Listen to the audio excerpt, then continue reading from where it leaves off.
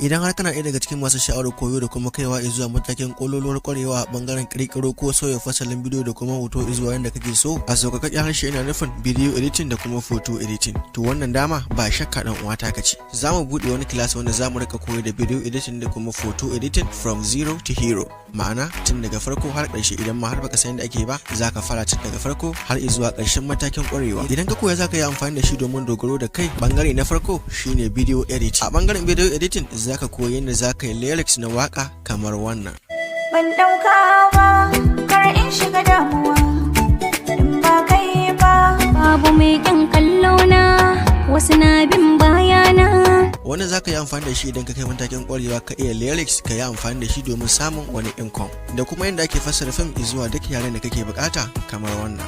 Bangare ɗaya faduwa nake, a ɗaya bangaren kuma na so faɗa miki wani abu, amma kuma ba kenan. Hallau a cikin wannan bangare na video editing zaka koyi abin da ake kira VFX, ma'ana yin su dabaru a cikin bidiyo kamar yadda America da China suke rena mana hankali, wanda a tunaninmu gaskiya ne, da kuma duk wani nau'in video editing wanda ka sani da ma wanda baka sani ba. Sai kuma bangare na biyu wato photo editing. A wannan bangare na san ko da ban tambaya ba, zaka san yadda ake sauya fasalin hoto ko kirkiro abin da babu shi a cikin hoto.